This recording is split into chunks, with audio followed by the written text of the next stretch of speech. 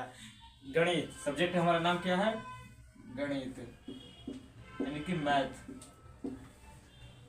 यहाँ पे देख रहे होंगे साइंस लिखा है, तो इसके बारे में बताएंगे कि क्यों लिखे हैं। हमारे सब्जेक्ट का नाम है गणित यानी कि मैथ। तो मैथ नाम सुन के आपको क्या लगता है? कई सारे बच्चों को लगता होगा सबसे हार्ड सब्जेक्ट मैथ, यानी कि जिनको नहीं समझ में आता होगा उनको लगता होगा सबसे हार्ड सब्जेक्ट। जिनको समझ में आता होगा कहते होंगे सबसे आसान सब्जेक्ट मैथ। किन्हीं का फेवरेट सब्जेक्ट होगा, किन्हीं का नहीं होगा। कई बच्चे कहते होंगे बहुत बोरिंग सब्जेक्ट है, क्वेश्चन बनाते बनाते दिमाग पूरा बुलबुला जाता है। लेकिन क्या आप जानते हैं कि गणित का प्रयोग हमारे दैनिक जीवन में रोज होता है। खाना बनाने से लेकर के नहाने धोने में हर जगह गणित का प्रयोग होता है। पूरी दैनिक जीवन में आपके फोन में भी गणित का प्रयोग हो, फोन को बनाने में गणित का प्रयोग, जिस फोन में आप वीडियो देख रहे हैं उसमें गणित का प्रयोग हुआ, जिस कुर्सी पर बैठ के आप इस वीडियो को देख रहे हैं टेबल पर बैठ के उसमें गणित का प्रयोग हुआ है। मतलब गणित हमारे जीवन में हर जगह प्रयोग होता है। बिना गणित के कोई भी चीज़ नहीं बन सकता है। ठीक, गणित का प्रयोग करके ही सभी चीज़ को सही एंगल पर सही फिट करके बनाया जाता है। खाना बनाने में गणित का प्रयोग होता है। जो थाली खाते हैं ना उसमें भी वृत्ताकार थाली काटा जाता है, उसको परिधि नाप के थाली में जो खाते हैं उसमें भी गणित का प्रयोग है। यानी कि गणित हमारे जीवन में हर जगह काम आता है। तो जो हमारा क्लास 10th का गणित है उसमें हम लोगों को क्या क्या पढ़ना है, पहले हम लोग सिलेबस डिस्कशन कर लेते हैं कि हमको सिलेबस में क्या क्या पढ़ना है। उसके बाद हम लोग चैप्टर 1 से शुरुआत करेंगे। आज गणित काफ़ी महत्वपूर्ण सब्जेक्ट है। अगर आपको गणित हार्ड लगता था तो आज के बाद हार्ड नहीं रहेगा। गणित के हमारे भारत में कई कई महान गणितज्ञ होंगे। आपको 2-4 गणितज्ञ का नाम बताना है जो कि हमारे भारत से हुए हैं। अगर नहीं पता है तो हम बताते हैं। रामानुजन, आखिर नाम सुने होंगे रामानुजन का, आर्यभट्ट का, कई सारे मैथमेटिशियन हमारे भारत से हुए हैं जो कि पूरे विश्व स्तर पे मैथ को जो गणित है उसको फैलाने में एक अहम रोल निभाए हैं। शून्य का आविष्कार किसने किया आपको पता है? शून्य का आविष्कार आर्यभट्ट ने किया था। शून्य का आविष्कार, जो शून्य होता है मैथ में, इसको आर्यभट्ट ने आविष्कार किया था। मतलब कि शून्य के बारे में आर्यभट्ट ने सभी लोगों पूरा विश्व को बताया था। रामानुजन ने कई सारे अंतरिक्ष के फार्मूले दिए थे मैथ के लिए। तो हमारे भारत में कई सारे महान गणितज्ञ हुए हैं। ठीक, अब शून्य से पहले, जब शून्य का आविष्कार नहीं होता उससे पहले 1 से 9 तक ही होता था। लेकिन जब शून्य का आविष्कार हुआ उसके बाद फिर और आगे का भी संख्या बढ़ने लगा था। ठीक, तो कई सारे मैथ में कई सारे रोचक तत्व है, रोचक रहस्य है। सभी की मैथ का हिस्ट्री भी काफ़ी प्राचीन से बहुत अच्छा रहा है। तो अगर आप पढ़ेंगे मैथ के बारे में तो अगर आपको मैथ से आज से पहले मैथ हार्ड लगता था या फिर मैथ बोरिंग सब्जेक्ट लगता था तो अब नहीं लगेगा। अब अगर आप मैथ को आज से पढ़ना स्टार्ट करेंगे तो आपको बिल्कुल भी मैथ बोरिंग सब्जेक्ट नहीं लगेगा। आपका सबसे फेवरेट सब्जेक्ट मैथ बन जाएगा। ठीक, मैथ में बहुत सारा एकदम बढ़िया बढ़िया चीज़ें, रोचक तथ्य है। ऐसा ट्रिक है ना जिसे आप देखेंगे ना तो एकदम भौचक्का हो जाएंगे कि ऐसा भी हो सकता है। मैथ में बहुत सारा चीज़ है। ठीक, तो हमारा सिलेबस डिस्कशन में सबसे पहले देखेंगे कि हम लोगों को 10th में क्या पढ़ना है। 10th में आपको पता है क्या कौन कौन सा 2-4 चैप्टर का नाम भी याद है आपको 10th का? तो कहिए कि भैया अभी तो हमें लगता है बुक भी नहीं लिए हैं। अगर बुक लेने के लिए पूछेंगे तो हम तो रिकमेंड करेंगे एनसीईआरटी का बुक लीजिए और साइंस का बुक लीजिएगा भारती भवन के। ठीक, फिजिक्स, केमिस्ट्री और बायोलॉजी अलग अलग आता है, भारती भवन के लिए लीजिएगा और बाकी सब एनसीईआरटी बीटीबीसी के लिए लीजिएगा। ठीक, बाकी सारा सब्जेक्ट बुक में। तो देखिए हमारा बुक के सिलेबस के अनुसार टोटल गणित में हमारा चैप्टर्स की संख्या कितना है आपको पता है? गणित में हमारा 15 चैप्टर्स है। ठीक, गणित में हमारा टोटल कितना चैप्टर है आप लोग कमेंट कीजिए, याद करना है। गणित में हमारे कितने चैप्टर्स हैं? टोटल 15 चैप्टर्स है। क्लास 10th के सिलेबस में हमारे गणित में टोटल 15 चैप्टर हैं। 15 चैप्टर को हम लोग बेहतरीन ढंग से समझेंगे। चैप्टर 1 से हम लोग स्टार्ट करेंगे। लेकिन उससे पहले हम आपको बता देते हैं जो बच्चे 2026 में बोर्ड एग्जाम देंगे, 2025 में तैयारी करेंगे, उनके लिए हमारा एक बैच है जहाँ ऊपर आपको दिख रहा होगा साइंस। ठीक, बैच का नाम क्या है? साइंस यानी कि विज्ञान।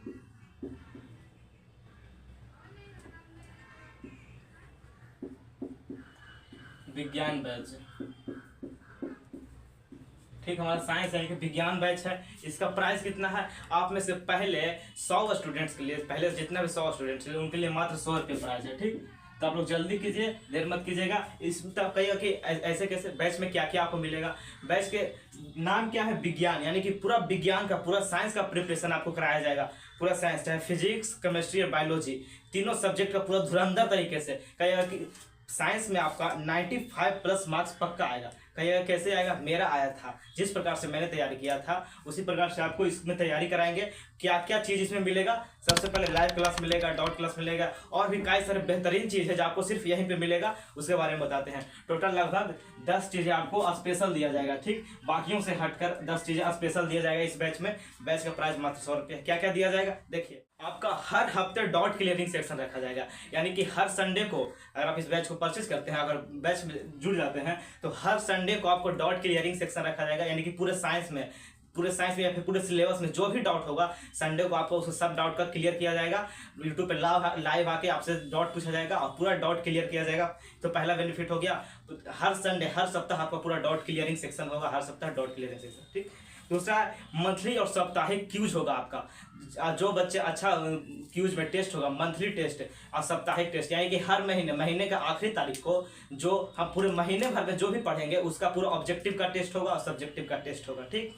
पूरे मंथली टेस्ट होगा, यानी कि पूरे महीने में जो भी हम लोग पढ़े होंगे उसका टेस्ट होगा और साप्ताहिक टेस्ट होगा, ठीक। हर सप्ताह आपका टेस्ट होगा, टेस्ट ऑब्जेक्टिव टेस्ट होगा क्यूज तरीके से, क्यूज के रूप में टेस्ट होगा हर सप्ताह और हर महीने। सप्ताह के आखिरी दिन यानी कि संडे को आपका संडे टेस्ट होगा इस बैच में, जिसमें जो भी हम लोग पढ़ेंगे पूरे सप्ताह में उन सभी का ऑब्जेक्टिव क्वेश्चन का आपको टेस्ट होगा क्यूज के रूप में। आपका पूरा ऑप्शन रहेगा, क्वेश्चन यहाँ पे रहेगा, फिर नीचे ऑप्शन रहेगा, ऑप्शन 4 को रहेगा, चारों में से आपको टिक मारना होगा, सही ऑप्शन होगा। इस प्रकार से मंथली और साप्ताहिक आपका पूरा क्यूज होगा, टेस्ट सीरीज होगा, और जो भी बच्चे अच्छे मार्क्स लाएंगे इस बैच में जुड़े होंगे उन सभी को प्राइज दिया जाएगा, ठीक।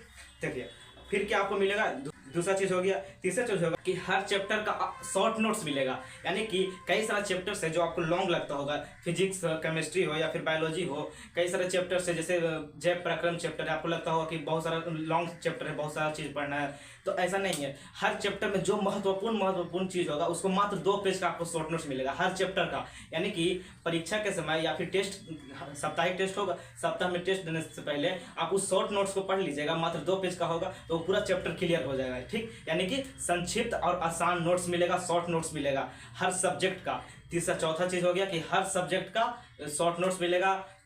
फिर सप्ताह मंथली क्यूज होगा, महीने मंथली टेस्ट होगा, मंथली उसमें जो बच्चे अच्छा विनर रहेंगे उनको प्राइज दिया जाएगा। फिर साप्ताहिक टेस्ट होगा आपका हर सप्ताह, जो भी हम सप्ताह भर में पढ़ेंगे। और इस बैच में क्या मिलेगा, हर सप्ताह को संडे को आपका डाउट क्लियरिंग सेक्शन रखेगा, यानी कि जो भी हम पूरा सप्ताह में पढ़ें उसमें आपको कुछ भी डाउट होगा ना, रत्ती सा भी डाउट, उसके लिए डाउट क्लियरिंग सेशन होगा, ठीक। और आपको क्या मिलेगा, पीडीएफ फॉर्मेट में इंपॉर्टेंट क्वेश्चन बैंक का क्वेश्चन मिलेगा, यानी कि मान लिया जाए कि हम लोग कल फिजिक्स का चैप्टर 1 खत्म कर दिए, प्रकाश का परावर्तन, ठीक। तो जैसे ही हमारा फिजिक्स का चैप्टर 1 खत्म होगा तो इसका ऑब्जेक्टिव आपको कराएंगे, ऑब्जेक्टिव कराने के बाद इसका सब्जेक्टिव क्वेश्चंस कराएंगे।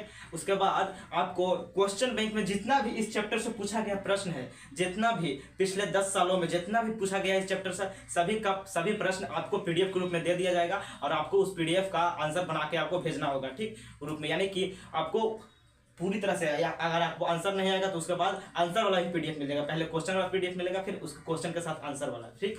यानी कि जो भी हम लोग पढ़ेंगे उस चैप्टर में, मान लीजिए प्रकाश का परिवर्तन चैप्टर पढ़ें तो उस चैप्टर के सारा शॉर्ट नोट्स आपको मिल जाएगा। उस चैप्टर में जितना भी क्वेश्चन बैंक परीक्षा में पूछा गया प्रश्न इस चैप्टर से, उस सभी चैप्टर का सभी क्वेश्चन आपको मिल जाएगा, ठीक।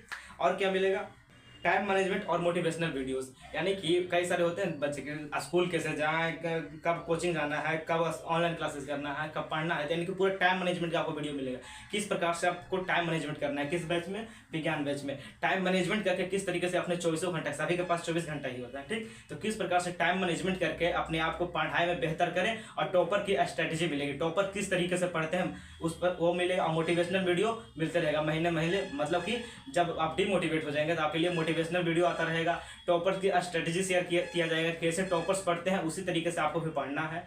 टाइम मैनेजमेंट वीडियोस मिलते रहेगा कि टाइम मैनेजमेंट कैसे करना है। जब भी आपको देखिएगा कि 1 महीना बाद टाइम मैनेजमेंट गड़बड़ाने लगेगा तो आपको फिर से टाइम मैनेजमेंट वाला वीडियो मिल जाएगा कि किस प्रकार से बचे हुए महीने में किस तरीके से अपना पूरा सिलेबस कंप्लीट करें, कैसे पढ़ाई करें, यानी कि टाइम मैनेजमेंट वाला वीडियो मिलेगा। शॉर्ट नोट्स मिलेगा हर चैप्टर का, इस बैच में हर चैप्टर का जो भी चैप्टर खत्म होगा हमारा उसका शॉर्ट नोट्स मिल जाएगा आपको, मात्र 2 पेज का शॉर्ट नोट्स होता है, मात्र 2 पेज में आपको हर चीज़ पूरा चैप्टर कंप्लीट हो जाएगा एक झलक में। और फुल नोट्स तो मिलवे करेगा, और मेरा हैंड रिटन नोट्स मिलेगा आपको, हैंड रिटन नोट्स जिसको फुल नोट्स कहेंगे, ठीक। और क्या, हर हफ्ते डाउट क्लियरिंग सेक्शन होगा, हर हफ्ते आप डाउट सीधा आके आप फेस टू फेस आके सीधा लाइव में आके डाउट पूछ सकते हैं, कोई भी डाउट आपका सीधा सब डाउट क्लियर किया जाएगा। कोई भी डाउट पूरे सप्ताह में जो भी हम पढ़ेंगे उसमें से कोई भी डाउट रद्दी सा भी डाउट रहेगा उसको क्लियर किया जाएगा। हर सप्ताह आपका टेस्ट होगा, टेस्ट में जो बच्चे अच्छा मार्क्स लाएंगे उनको प्राइज दिया जाएगा। और हर महीने आपका टेस्ट होगा, जो भी हम पूरे महीने में पढ़ेंगे उसका महीना में टेस्ट आखिरी दिन होगा, और जो भी हम पूरे सप्ताह में पढ़ेंगे उसको सप्ताह के आखिरी दिन, यानी कि इस तरह कई सारे बेनिफिट्स मिलेंगे, ठीक। टोटल 10-11 बेनिफिट्स है जो आपको यहाँ पे स्पेशल मिल जाएगा, जो आपको कहीं नहीं मिलेगा, ठीक। तो जरूर जुड़े इस बैच में जुड़ने के लिए। इसका प्राइस जानना करते हैं, मात्र 100 रुपये है। बैच में जुड़ने के लिए इस नंबर पे कॉल कीजिए, ठीक। 92 34 44 71 99। ठीक, इस नंबर पे कॉल कीजिए 9234447199। बैच में जुड़ने के लिए इस नंबर पे कॉल कीजिएगा, इस नंबर पे। ठीक है, स्क्रीनशॉट ले लीजिए, बैच में जुड़ जाइएगा। जितना भी आपको चीज़ बताए हैं सभी चीज़ मिलेगा। स्पेशल टेलीग्राम ग्रुप मिलेगा, स्पेशल आपको, जिसमें आप कोई भी डाउट पूछ सकते हैं टेलीग्राम ग्रुप में, वहीं पे आपको सीधा आंसर दे दिया जाएगा।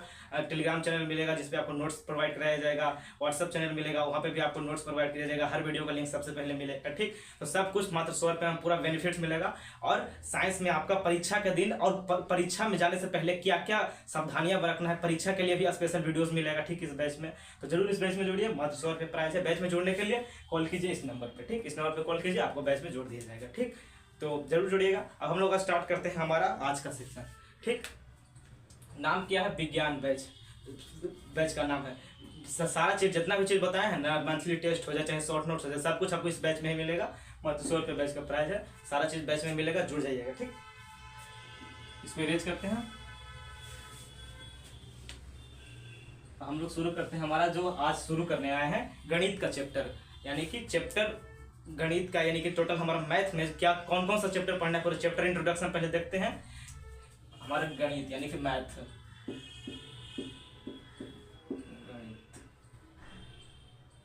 इसमें टोटल चैप्टर्स की संख्या कितना है आप लोग कमेंट करके बताइए।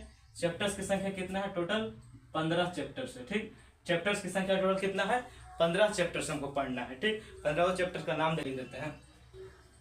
पहला चैप्टर हमारा, पहला चैप्टर का नाम है वास्तविक संख्याएं। वास्तविक संख्याएं, यही हमारा टोटल गणित के 15 चैप्टर्स। हम लोग एक एक करके सभी चैप्टर्स को समझते हैं। सबसे पहला चैप्टर हमारा नाम है वास्तविक संख्याएं। पहला चैप्टर का क्या नाम है, वास्तविक संख्याएं। इस चैप्टर में आपको संख्याओं से परिचय होगा। परिमेय संख्या किसे कहते हैं, अपरिमेय संख्या किसे कहते हैं। हालांकि आप 9th में पढ़े होंगे, अगर नहीं पढ़े तो यहाँ पे पता चल जाएगा।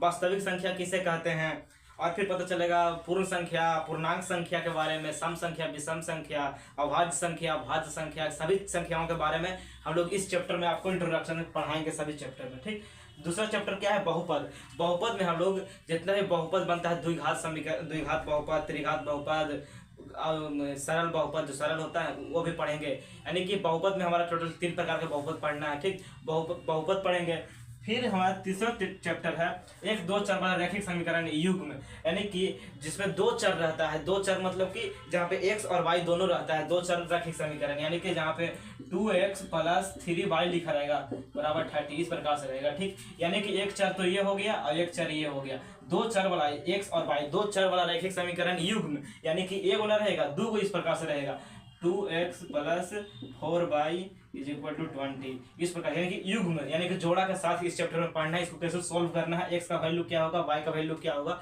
सॉल्व करने के लिए इस चैप्टर में पढ़ेंगे। ठीक, एक दो चर वाला रैखिक समीकरण युग्म। अगला चैप्टर है चैप्टर नंबर 4, जिसका नाम है द्विघात समीकरण। इस चैप्टर में हम लोग द्विघात समीकरण के बारे में पढ़ेंगे, श्रीधराचार्य रूल के बारे में पढ़ेंगे। ठीक, बहुपद में भी द्विघात समीकरण, द्विघात बहुपद के बारे में पढ़ लेंगे, वही पढ़ेंगे फिर विस्तारित रूप से यहाँ पे द्विघात समीकरण में। फिर अगला है समांतर श्रेणी, जिसको हम लोग एपी कहते हैं, अर्थमेटिक प्रोग्रेशन। इस चैप्टर में हम लोग पढ़ेंगे समांतर श्रेणी के बारे में। कई सारा इसमें महत्वपूर्ण चीज पढ़ेंगे कि 1 से लेकर, अगर आपसे कोई पूछ दे 1 से लेकर के 100 तक विषम संख्याओं का योग क्या होगा, सम संख्याओं का योग क्या होगा, या आपसे पूछ दिया जाए कि 1 से लेकर के 1000 तक में कितना अभाज्य संख्या होता है, तो आप निकाल पाएंगे। 1 से लेकर के 100 तक में कितना 5 से कटने वाला संख्या होता है, बता सकते हैं। 1 से लेकर के 500 के बीच में कितना 5 से कटने वाला संख्या होते हैं, तो आप नहीं बता सकते हैं। लेकिन जब ये चैप्टर पढ़ लेंगे तो आप मात्र 2 मिनट में आंसर बता सकते हैं। ठीक, इस चैप्टर में हम लोग इसके बारे में पढ़ना है, समांतर श्रेणी के बारे में। फिर अगला चैप्टर त्रिभुज है, जो कि आप 9th में त्रिभुज पढ़े होंगे, लेकिन यहाँ पे अलग तरीके से पढ़ेंगे। यहाँ पे त्रिभुज के निर्देशांक से निकाल के अलग अलग क्वेश्चन सोल्व करेंगे। ठीक, अगला चैप्टर त्रिभुज है, जिसमें आप लोग पढ़े होंगे एक त्रिभुज का फार्मूला होता है, पाइथागोरस फार्मूला, वो भी इसमें है। ठीक, चैप्टर हमारा त्रिभुज से ही स्टार्ट हो जाता है। हमारा थ्योरम, जो क्लास 10th में हमको टोटल 11 थ्योरम पढ़ना है, त्रिभुज से ही स्टार्ट हो जाता है। ठीक, फिर अगला चैप्टर है 7वां निर्देशांक ज्यामिति। इसमें हम लोग निर्देशांक पढ़ेंगे कि भुज क्या होता है, कोटि क्या होता है, एक्स एक्सिस और वाई एक्सिस के बारे में पूरा बेहतरीन ढंग से समझेंगे। ठीक, एक्स एक्सिस और वाई एक्सिस के बारे में, यानी कि एक्स अक्ष और वाई अक्ष।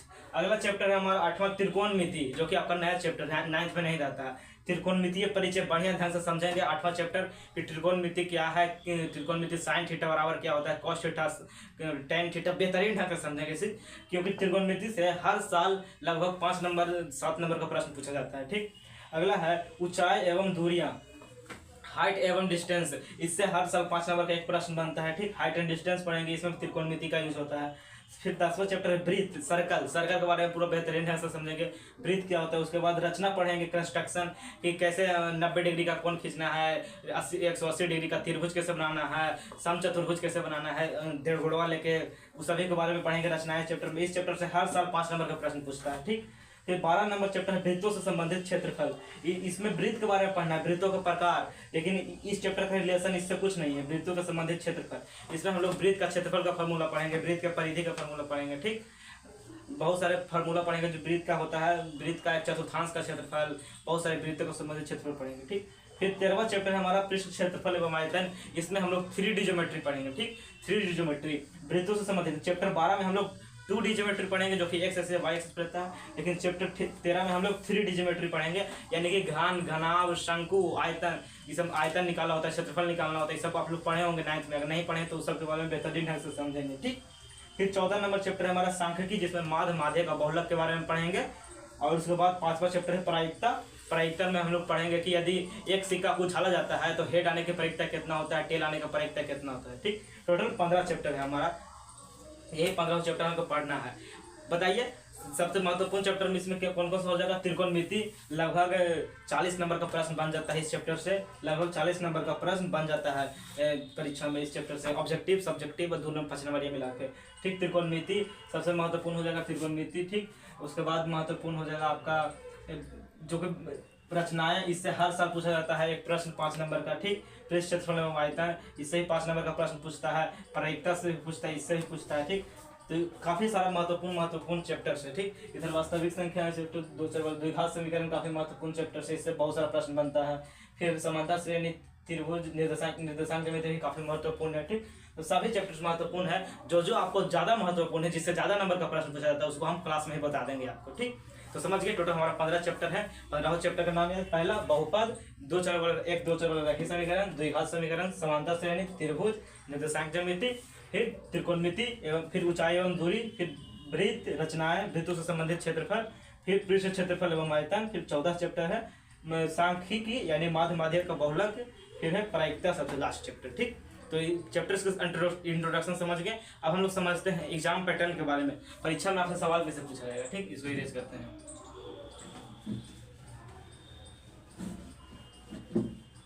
एग्जाम पैटर्न अब देखते हैं। एग्जाम पैटर्न में टोटल हमारा 100 नंबर का परीक्षा में प्रश्न पूछता है। गणित में हमारा 100 नंबर का परीक्षा में प्रश्न पूछा जाता है, साइंस में भी 100 नंबर का होता है। गणित अगर पूरा गणित पढ़ लेंगे तो इकलौता 100 नंबर का होता है। साइंस में तो 3 चीज मिला के होता है ना, फिजिक्स, केमिस्ट्री, बायोलॉजी, लेकिन गणित में इकलौता 100 नंबर का होता है। ठीक, एग्जाम पैटर्न क्या है, आपसे 50 मार्क्स का ऑब्जेक्टिव पूछा जाएगा। ठीक, टोटल 100 ऑब्जेक्टिव रहता है, जिसमें से 50 बनाना रहता है, यानी कि 50 ऑब्जेक्टिव का हो जाएगा। ठीक, ऑब्जेक्टिव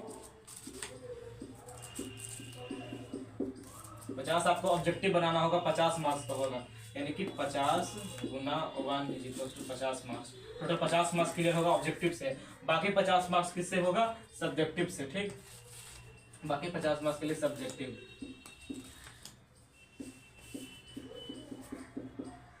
सब्जेक्टिव में हम लोग को लघु उत्तरीय प्रश्न, सबसे पहले लघु उत्तरीय प्रश्न, फिर होता है दीर्घ उत्तरीय प्रश्न, दीर्घ उत्तरीय प्रश्न। ठीक, लघु उत्तरीय प्रश्न आपसे कितना पूछा जाएगा, आपसे 30 प्रश्न पूछा जाएगा। लघु उत्तरीय में 30 आपसे पूछा जाएगा, जिसमें से आपको 15 का जवाब देना होगा। 30 में से 15 का जवाब देना होगा परीक्षा में, और 15 हो रहता है 2-2 नंबर के, तो टोटल कितना हो गया, 30 नंबर। ठीक, टोटल आपसे लघु उत्तरीय प्रश्न में, 2 नंबरीय प्रश्न में 30 प्रश्न पूछा जाता है, जिसमें से 15 का जवाब देना होता है। तो 15 का जवाब देते हैं, सभी 2 नंबर का प्रश्न होता है, यानी 15 दूनी 30 नंबर इससे आ जाएगा। फिर दीर्घ उत्तरीय में आपसे 8 क्वेश्चन पूछा जाएगा, जिसमें से आपको 4 का जवाब देना होता है। दीर्घ उत्तरीय में आपसे 8 क्वेश्चन पूछा जाएगा, जिसमें 4 का जवाब देना होता है। चारों 5-5 नंबर के रहता है। ठीक, तो 5 चौक कितना हो गया, 20, यानी कि 30-20 टोटल जोड़ दें तो 30-20 कितना हो गया, 50। 50 सब्जेक्टिव और 50 ऑब्जेक्टिव, इस तरह से टोटल 100 नंबर का आपसे प्रश्न पूछा जाता है। ऑब्जेक्टिव टोटल कितना होता है, 100, जिसमें से 50 बनाना होगा। सब्जेक्टिव भी टोटल सब्जेक्टिव में लघु उत्तरीय 30 रहेगा जिसमें से 15 बनाना होगा 2 नंबर का प्रश्न। फिर दीर्घ उत्तरीय 8 रहेगा जिसमें से 4 बनाना होगा 5 नंबर का प्रश्न। ठीक, इस तरीके से हमारा एग्जाम पैटर्न हो गया, परीक्षा में सवाल पूछा जाता है। स्क्रीनशॉट लेना चाहते तो ले लीजिए, नोट कर लीजिएगा। ठीक, एग्जाम पैटर्न ताकि याद रहे आपको। अब हम लोग समझते हैं चैप्टर्स के बारे में। चैप्टर 1 है हमारा चैप्टर 1 वास्तविक संख्या। इसमें हम लोगों को क्या क्या पढ़ना है, टॉपिक देख लेते हैं। वास्तविक संख्या में हम लोगों को क्या क्या पढ़ना है, सम संख्या, विषम संख्या के बारे में पढ़ना है, प्रकृत संख्या के बारे में पढ़ना है, अप्रकृत संख्या, अभाज्य संख्या, पूर्णांक संख्या, सभी संख्याओं के बारे में पढ़ना है। ठीक, इस चैप्टर में सबसे पहले इस चैप्टर में क्या पढ़ना है आपको, सबसे पहले लिखें तो हमारा हो जाएगा प्रकृत संख्या। प्रकृत संख्या, प्रकृत संख्या किसे कहते हैं आपको पता है? प्रकृत संख्या मतलब गिनती की संख्या को प्रकृत संख्या कहते हैं, यानी कि 1 2 3 4 5 6 7 जितना भी होता है ना अनंत तक, इसे कहते हैं प्रकृत संख्या, गिनती की संख्या। ठीक, तो क्या हो जाएगा 1 2 3 4 इसी प्रकार से लेकर के इन्फिनिटिव अनंत तक चल जाएगा, इसे कहेंगे प्रकृत संख्या। ये क्या है, अनंत का चिन्ह है, अनंत का चिन्ह इस प्रकार से दिया जाता है। ठीक, इन्फिनिटिव। दूसरा हो गया हमारा प्रकृत संख्या के बाद सम संख्या। सम संख्या, सम संख्या किसे कहते हैं तो याद रखिएगा जो संख्याएं 2 से विभाज्य हो जाती है उसे सम संख्याएं कहते हैं। ठीक, जो 2 से विभाज्य हो जाए, उससे पहले सम संख्या से पहले पूर्ण संख्या होता है। अच्छा, उसके बारे में बता देते हैं। जो 2 से विभाज्य हो, विभाज्य हो यानी कि जो 2 से पूरा पूरी कट जाए उसे क्या कहेंगे, सम संख्या। जैसे अगर हम आपसे पूछ बताइए 5 क्या सम संख्या है, तो आप लोग 2 से भागा दीजिएगा। इसमें 5 में 2 से भागा देंगे तो 5 दूनी 2 दूनी 4 हो जाएगा, एक बच गया। जैसे पूरा पूरी नहीं कट रहा है तो 5 सम संख्या है नहीं है। जो 2 से पूरा पूरी कट जाए तो 2 से कौन कौन कट सकता है, 2 कट जाएगा। एग्जाम्पल देते हैं। ठीक, 2 से कौन कौन कटेगा, सम संख्या में आ जाएगा हमारा 2 4 6 8 10 इसी प्रकार से चल जाएगा अनंत। ठीक, तो आपसे पूछा जाए सबसे छोटी सम संख्या किसे कहते हैं तो 2 हो जाएगा। ठीक, सबसे छोटी सम संख्या 2 हो जाएगा। ठीक, याद रखिएगा। अगला है सम संख्या के बाद तीसरा हो जाएगा विषम संख्या। विषम संख्या, विषम संख्या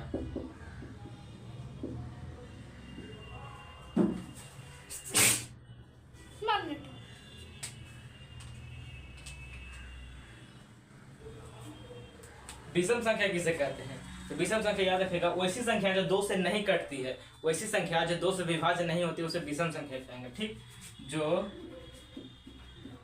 2 से विभाज्य नहीं हो, जैसे क्या हो जाएगा जो 2 से विभाज्य नहीं होता है, जैसे 1 क्या हो जाएगा विषम संख्या, 1 2 से कट सकता है नहीं, 3 5 7 9 11 इसी प्रकार से इन्फिनिटिव तक चल जाएगा। जो भी 2 से नहीं कटेगा वो सब क्या हो जाएगा, विषम संख्या। ठीक, अगला संख्या हमारा है चौथा संख्या। चौथा हो जाएगा हमारा पूर्ण संख्या। पूर्ण संख्या, पूर्ण संख्या किसे कहेंगे तो वो संख्या जो जीरो से शुरू होती है।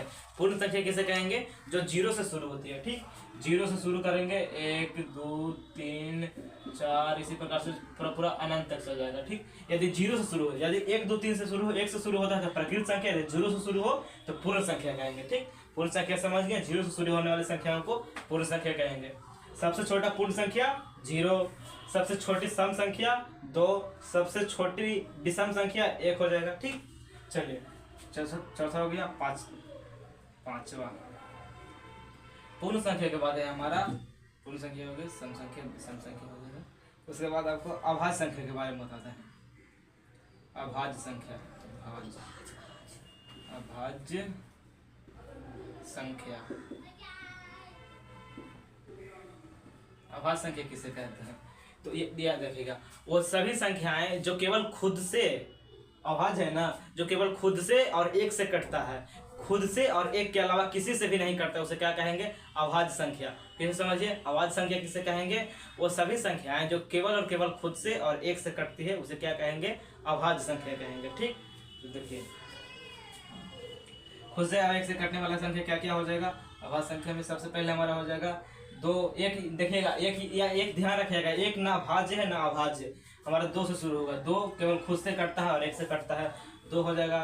फिर हमारा हो जाएगा तीन, तीन भी खुद से कटता है एक से कटता है, पाँच हो जाएगा, छः नहीं होगा, छः तीन से कट जाता है, सात हो जाएगा, ठीक, सात, फिर 11, फिर 15 नहीं, 14 नहीं, 16 नहीं, 17 हो जाएगा, ठीक, फिर 19, फिर 23, इस वजह से 24 नहीं, 25 नहीं, 26 भी नहीं, 27 भी नहीं, 28 भी नहीं, 29, 31, इसी प्रकार से चलते चल जाएगा। जो भी संख्या केवल खुद से और एक से कटता है उसे कहेंगे अभाज्य संख्या।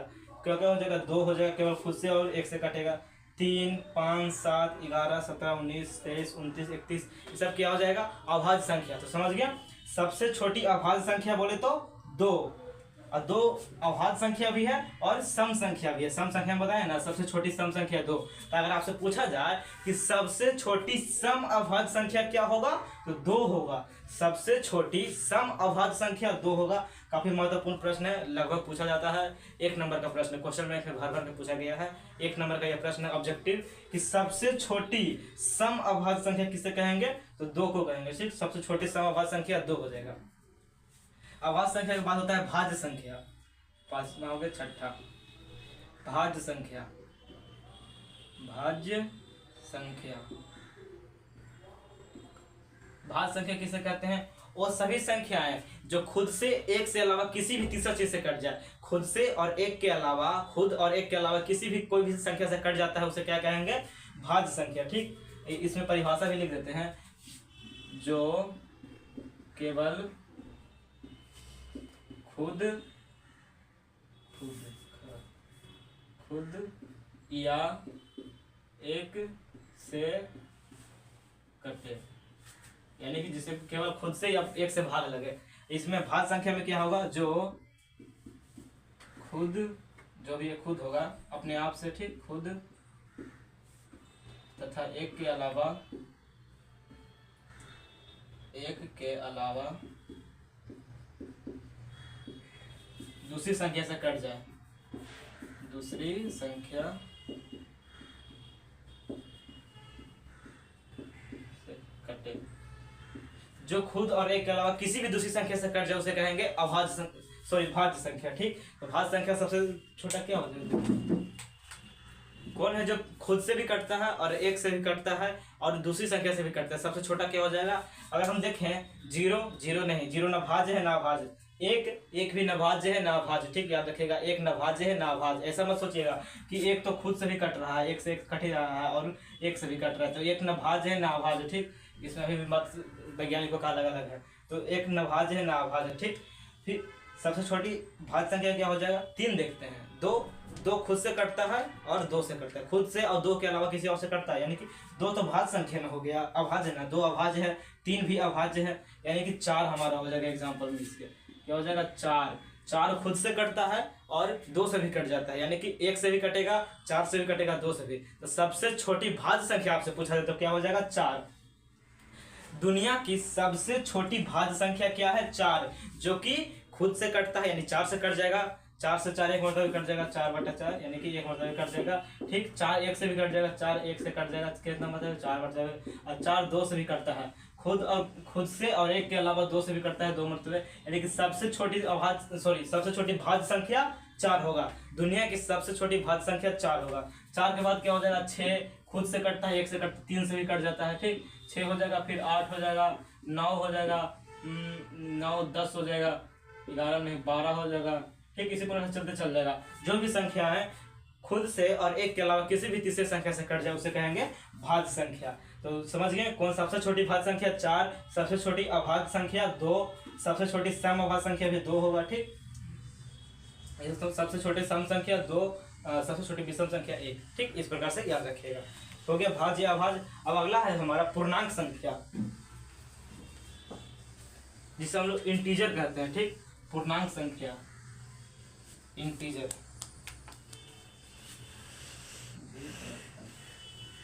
सभी संख्याओं को लिख दे रहे हैं एक ही पेज में ताकि आपको नोट करने में आसानी हो, ठीक।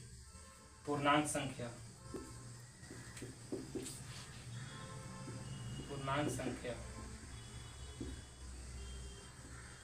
भाज्य और अभाज्य समझ गए ना, ये बहुत ही महत्वपूर्ण है। आपसे सीधा पूछा जाएगा भाज्य और अभाज्य के बारे में। सीधा जो हमारा पहला चैप्टर है इसमें बहुत ज्यादा महत्वपूर्ण है भाज्य संख्या और अभाज्य संख्या। ठीक, अगला है पूर्णांक संख्या। पूर्णांक संख्या किसे कहेंगे? जिसमें से धनात्मक और ऋणात्मक दोनों संख्याएं शामिल हो। ऐसी संख्या जिसमें धनात्मक और ऋणात्मक दोनों संख्याएं शामिल हो, पूर्णांक संख्या किसे कहेंगे? जिसमें धनात्मक, ऋणात्मक,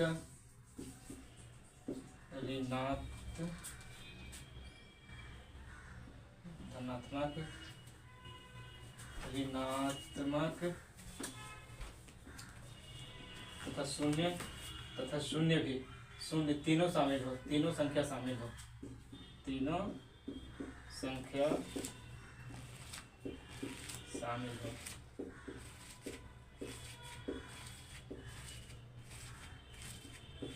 तो समझ गए? पूर्णांक संख्या किसे कहेंगे? जिसमें धनात्मक, ऋणात्मक और शून्य तीनों संख्या शामिल, मतलब धनात्मक संख्या भी शामिल होगा, ऋणात्मक भी शामिल होगा और शून्य भी शामिल होगा। ठीक, तीनों शामिल हो, संख्या हटा दीजिए, तीनों शामिल हो। ठीक, धनात्मक, ऋणात्मक और शून्य। क्या क्या हो जाएगा? देखिए, शून्य से शुरू होगा पूर्णांक संख्या, 0 हो जाएगा, इधर +1, प्लस में होता है 1 2 3 4 5, इस प्रकार से अनंत तक चल जाएगा। ठीक, इसमें माइनस वाला भी हो जाएगा, -1 -2 -3 -4 -5, इस प्रकार से --इन्फिनिटी तक। ठीक, तो इंटीजर समझ गए? इंटीजर यानी कि पूर्णांक संख्या किसे कहेंगे? जिसमें से ऋणात्मक और धनात्मक दोनों संख्याएं शामिल हो, उसे क्या कहेंगे? पूर्णांक संख्या। 0 न तो ऋणात्मक है न धनात्मक, याद रखिएगा, 0 न तो ऋणात्मक है न धनात्मक। एक क्या हो जाएगा? धनात्मक संख्या, -1 ऋणात्मक संख्या। तो पूर्णांक संख्या में तीनों संख्या शामिल होता है, धनात्मक, ऋणात्मक तीनों संख्या। ठीक, अगला संख्या हमारा परिमेय और अपरिमेय, 2 बच गया, परिमेय और अपरिमेय। पूरा हम संख्या बता दें, जितने भी संख्या पढ़ना है। प्रकृत हो गया, सम संख्या हो गया, विषम संख्या हो गया, जो कि 2 से विभाज्य नहीं होता है उसे कहेंगे विषम, जो 2 से कट जाए उसे सम बोलेंगे। 1 से लेकर के अनंत तक सब क्या है? प्रकृत संख्या। पूर्णांक संख्या 0 से शुरू होता है। अभाज्य संख्या जो कि खुद और एक के अलावा किसी से नहीं कटता है। भाज्य संख्या जो खुद और एक के अलावा किसी भी तीसरे चीज से कट जाए। पूर्णांक संख्या धनात्मक और ऋणात्मक दोनों संख्याओं को मिला के जो हमें पूरा समूह मिलता है उसे क्या कहेंगे? पूर्णांक संख्या, जिसमें माइनस वाला भी शामिल होता है, 0 भी शामिल होता है, प्लस वाला भी शामिल। ठीक, अगला है प्राकृत संख्या। प्राकृत संख्या, सॉरी प्राकृत संख्या तो होंगे। अगला है परिमेय संख्या, 8वां है परिमेय संख्या। परिमेय संख्या, परिमेय संख्या किसे कहते हैं? ठीक, तो जिसे P/Q के रूप में लिखा जा सकता है उसे परिमेय संख्या कहेंगे। इस परिमेय संख्या पूरा विस्तार से समझाना होगा, इसको स्क्रीनशॉट लीजिए। परिमेय संख्या के अलग, इसको इरेज करके बढ़िया समझाते हैं परिमेय संख्या। ठीक, परिमेय और अपरिमेय के बढ़िया समझाना होगा, क्योंकि इसमें काफी महत्वपूर्ण प्रश्न बनता है। स्क्रीनशॉट ले लीजिए आप लोग।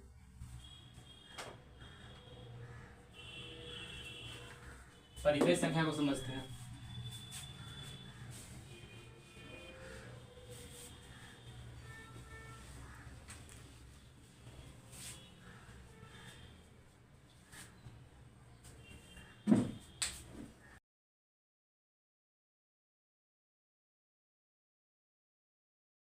संख्या, ठीक, 8वां हमारा है परिमेय संख्या।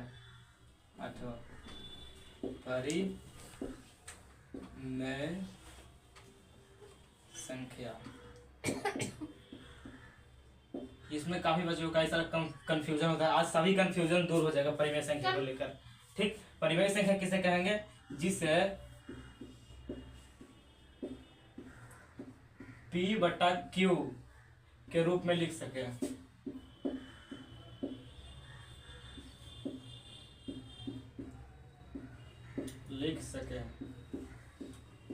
वो सभी क्या हो जाएगा? परिमेय संख्या हो जाएगा। ठीक, जहां Q is not equal to 0, जहां Q is not equal to 0 मतलब कुछ नहीं समझ में, ध्यान से देखिए। परिमेय संख्या किसे कहते हैं? जिसको भी भिन्न के रूप में लिखा जा सकता है, भिन्न के रूप में, अंश और हर के रूप में लिखा जा सकता है, उसे क्या कहेंगे? परिमेय संख्या। मान लेते हैं हम लिखते हैं यहाँ पे 10/2, क्या ये परिमेय संख्या है? हाँ, परिमेय संख्या है। 10/2 लिख दिया, P/Q के रूप में लिख दिए हैं, परिमेय संख्या है। हम लिखते हैं यहाँ पे 5/2। क्या यह परिमेय संख्या है? हाँ, कुछ भी अगर p बटा क्यू के रूप में लिखा जा रहा है उसे परिमेय संख्या कहेंगे। तो क्या हम 3/0 को परिमेय संख्या कह सकते हैं? 3/0 परिमेय संख्या है? तो नहीं, 3 में 0 से भाग लगेगा, 3 में 0 से भाग लगेगा तो अनंत या फिर शून्य आएगा। देखिए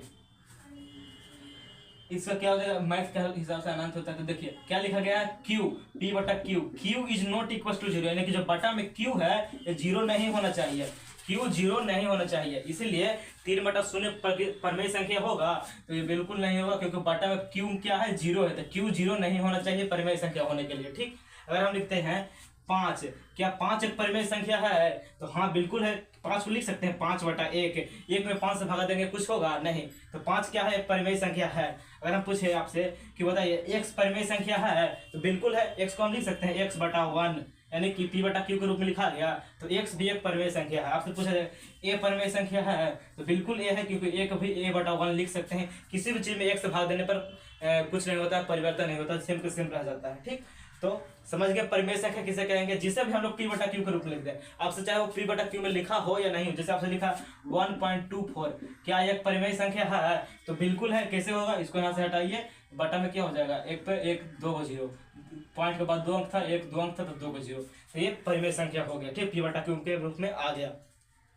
अगर आपसे पूछा जाए कि बताइए क्या 0.5 एक परिमेय संख्या है, तो बिल्कुल है, यहाँ से ही हटेगा, यहाँ पे बटा में 10 आ जाएगा, 5/10 बिल्कुल परिमेय संख्या है। आपसे पूछा जाए बताइए क्या 3 एक परिमेय संख्या है, तो बिल्कुल है, 3 एक परिमेय संख्या है। क्यों? क्योंकि 3 को हम 3/1 भी लिख सकते हैं। ठीक, 1/3 परिमेय संख्या है, बिल्कुल है, जिसको भी हम लोग बटा के रूप में लिख सकते हैं, या फिर कोई सिंगल नंबर ही दे दे। एक क्या परिमेय संख्या है, तो बिल्कुल 1 को 1/1 लिख सकते हैं, तो एक भी क्या है, परिमेय संख्या है, जिसको भी p/q के रूप में लिख दे।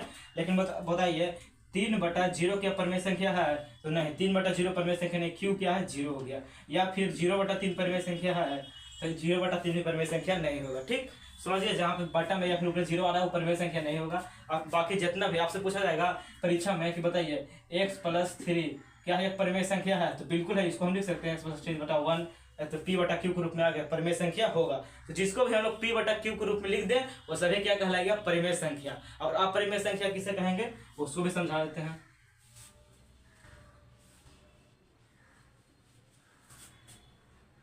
इसका एग्जांपल ले लेते हैं। ठीक, एग्जांपल 1 2/3 3 4 5 1/2 3/4 0.5 3.9। पॉइंट मतलब दशमलव होता है। ठीक, दशमलव को हटाने का नियम होता है कि अगर दशमलव हटाएंगे तो बटा में एक लिख दीजिएगा, और जितना पॉइंट के बाद जितना संख्या होगा उतना 0। ठीक, यहाँ पे 1 0 होगा तो 5/10 हो जाएगा। ठीक, इसे दशमलव संख्याएं कहते हैं। ठीक, तो परिमेय संख्या समझ गए, जिसको भी हम p/q के रूप में, 4 क्या परिमेय संख्या है, हाँ, x भी लिख देंगे ऑप्शन में, x a b ये सब क्या है, परिमेय संख्या होगा। ठीक, जिसको भी हम लोग बटा में 1 कर सकते हैं ना, जिसको भी p/q के रूप में लिख दें वो सब परिमेय संख्या होगा। अगला है अपरिमेय संख्या, 8वां हो गया, 9वां अपरिमेय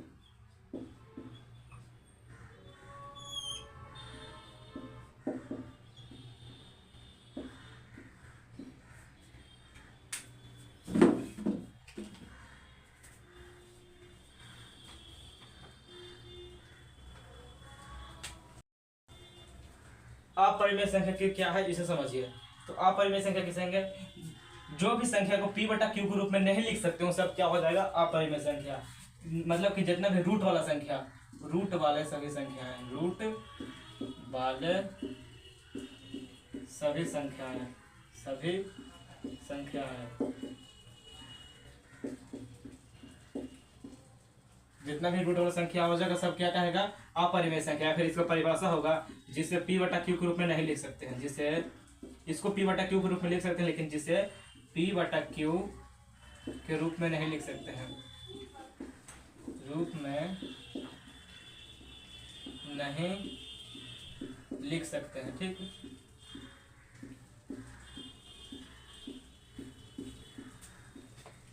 जिसे p/q के रूप में नहीं लिख सकते हैं और सभी क्या हो जाएगा, अपरिमेय संख्या। जैसे में रूट वाले जितना भी संख्याएं हैं सभी क्या कहलाएगा, अपरिमेय संख्या। ठीक, रूट वाले सभी संख्याएं अपरिमेय संख्या कहलाएगा। एग्जांपल के तौर पे क्या हो जाएगा हमारा, √2 तो नहीं होगा, रूट वाले सभी संख्याएं नहीं हो सकता है, रूट वाले विषम संख्या है, ठीक, जो कि पूर्ण वर्ग नहीं है। इसका परिभाषा में रूट वाले सभी संख्याएं नहीं हो सकता, ठीक, ताकि रूट वाले संख्या में तो √4 भी आ जाएगा ना। √4 किसका है? 2 का वर्गमूल है। 2 क्या 2 तो प्रकृत संख्या हो जाएगा, ठीक, 2 बटा 1 लिख सकते हैं, 2 क्या हो जाएगा? परिमेय संख्या हो जाएगा, ठीक, तो 2 नहीं होगा।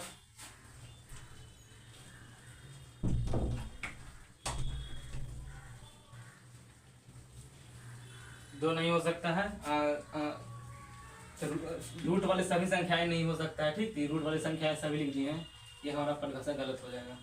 परिभाषा ये होगा जिसे p बटा q के रूप में नहीं लिख सकते हो सभी क्या कहलाएगा? अपरिमेय संख्या।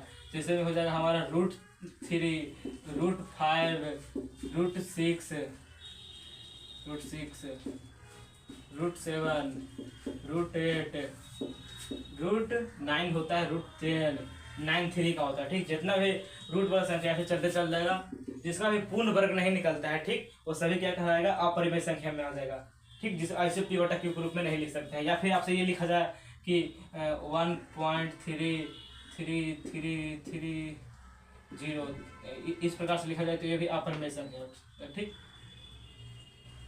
अपरिमेय संख्या समझ गए।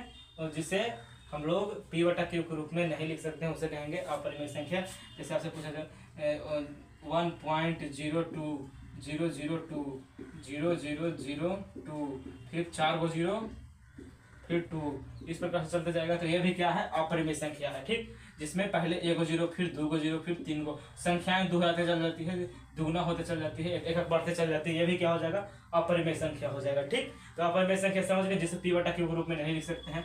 √3 को हम लोग p बटा q के रूप में नहीं लिख सकते हैं, ठीक, इसका 1.71 कुछ 3 ऐसे कुछ करके आता है, ठीक, √3 का वैल्यू, तो जिसे हम लोग p बटा q के रूप में नहीं लिख सकते हैं। √2 भी होगा, सिर्फ √3 नहीं, √2 भी होगा, √1 1 का वर्ग होता है, ठीक, √3 √2 सब हो जाएगा अपरिमेय संख्या में।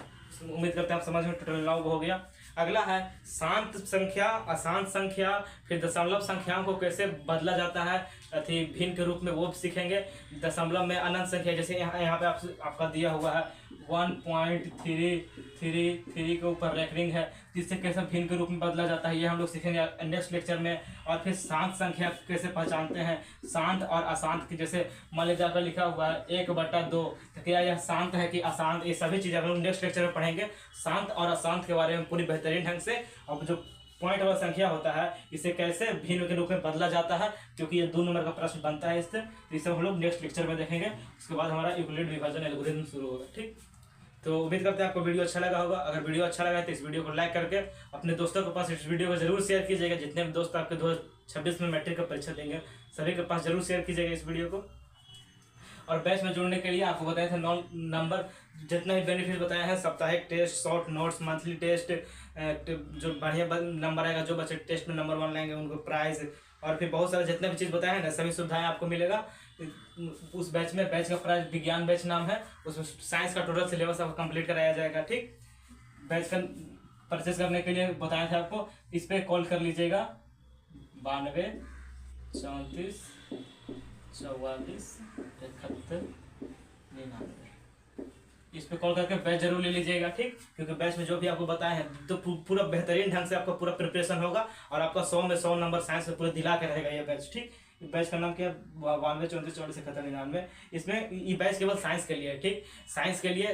बाकी सब सब्जेक्ट आप जैसे पढ़ रहे हैं, जहाँ से पढ़ रहे हैं पूरी से पढ़िए। मैथ का क्लास हो गया, ठीक, मैथ का आज पार्ट 1 हुआ है, बेसिक इंट्रोडक्शन, कल से हमारा मेन पढ़ाई स्टार्ट होगा, ठीक। तो इस बैच में जुड़ने के लिए इस नंबर पर कॉल कीजिएगा और बात कर लीजिएगा, इसी नंबर पे आपसे मेरा बात होगा और आप भी बैच में जुड़ सकते हैं, ठीक। बैच का प्राइस मात्र 100 रुपये, आपको पूरा चीज़ मिलेगा।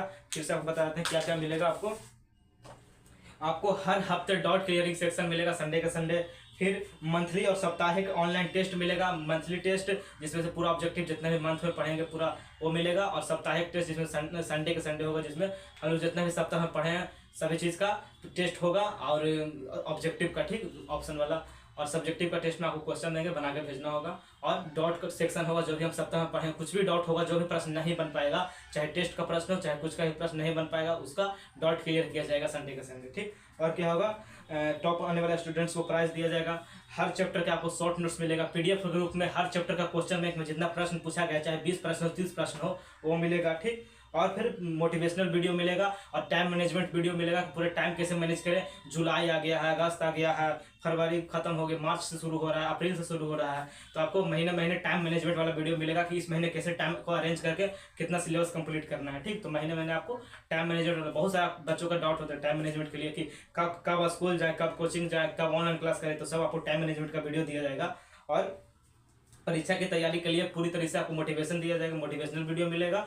और परीक्षा में जाने से पहले, बोर्ड परीक्षा में जाने से पहले कई सारा बहुत सारे इंपॉर्टेंट टिप्स होता है जो आपको मिलेगा, ठीक। इस बैच में जरूर जुड़िएगा। बैच में जुड़ने के लिए कॉल कीजिएगा इस पर। Recorded batch, recorded class, live class, सब चीज़ सब तो मिल करेगा, सब तो मिलता है, लेकिन स्पेशल चीज़ जो मिलने वाला है वो आपको बता दिए, ठीक।